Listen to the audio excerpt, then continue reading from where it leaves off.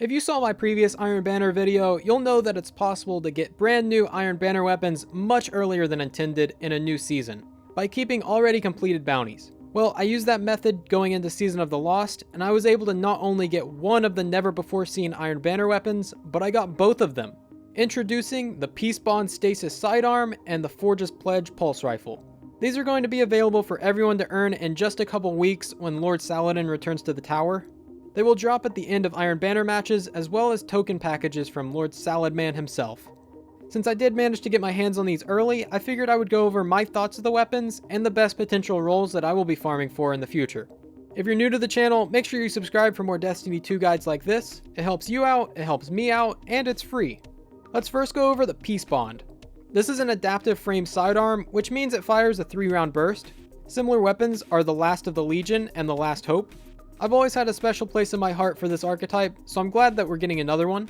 They're usually top tier for medium and low level activities in PvE, and they're pretty solid in PvP too. If you played during year 1, you'll remember just how much Last Hope wrecked the Crucible. A lot has changed since then, so they aren't too strong, but they could still have their place in the Crucible. So looking at the perks, we have a lot to choose from. I'm not going to spend too much time on the first two columns, but I would recommend anything that increases range without decreasing stability.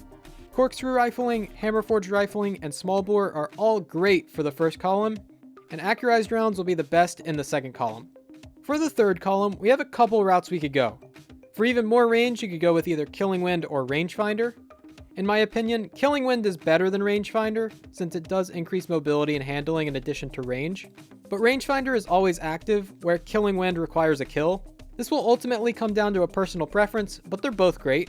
Alternatively, you could go with Tunnel Vision to greatly increase target acquisition and aim down sight speed from reloading after a kill. What this means is you basically don't have to aim, just get close to hitting them and you'll probably get a crit.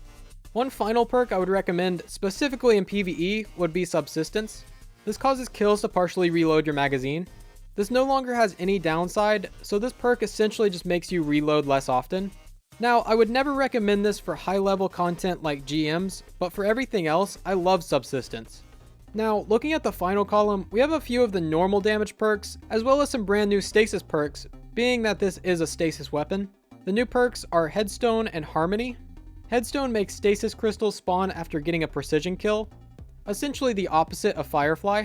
This might seem like a useless perk, but you would be very wrong. This pairs greatly with the stasis subclasses and fragments that trigger effects off of standing near crystals or breaking crystals. Things like Whisper of Shards, Chains, and Fissures all benefit greatly from having just one crystal. This is similar to the Master of Arms on Recluse. Whenever you get kills with your other weapons, this will get a damage bonus for a short duration.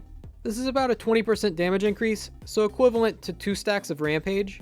It does not stack, but being that it's extremely easy to activate, I'm not really complaining.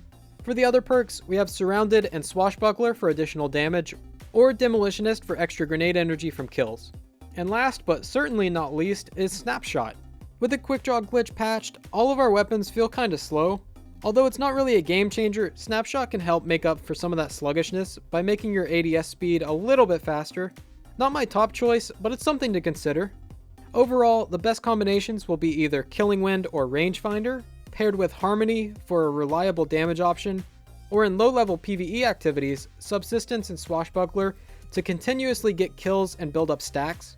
In addition to those, if you happen to be running a build dedicated to grenades, you could throw in Demolitionist, or if you're running stasis fragments that benefit from crystals, give Headstone a try. And to top all that off, give it a range masterwork, because you can never have too much range. Now let's look at the Forge's Pledge. This is a solar 390 pulse rifle. Just like the previous weapon, I would recommend getting as much range and stability as possible in the first two columns, as well as the masterwork. I don't really believe this is going to have much of a presence in the PvE side of things, due to better options and having to compete with fusion rifles for Unstoppable, so I'm mostly going to go over the PvP roles to look out for. In the first main perk slot, we have a lot of great options. Zen Moment and Surplus for additional stability, as well as Tunnel Vision, Heating Up, and even Quick Draw would be good.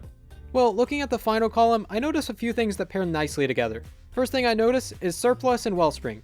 Together, these allow you to keep Surplus up more often, while allowing you to use your abilities a little bit more freely. Tunnel Vision plus Kill Clip is another great combination. Get a kill or two, reload, and then you'll be able to easily hit your headshots and 2-burst people in Crucible. One last pair I would keep an eye out for would be Heating Up with Rampage.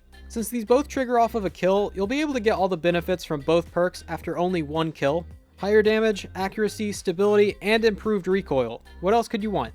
Okay, looking back at the God Rolls. Starting with Peacebond, you want high range or stability, with your choice of Killing Wind or Rangefinder, with Harmony for both PvE or PvP, Subsistence and Swashbuckler for medium and low level PvE content, and if you choose to run a stasis build or a grenade build, swap out any of those perks with Headstone or Demolitionist.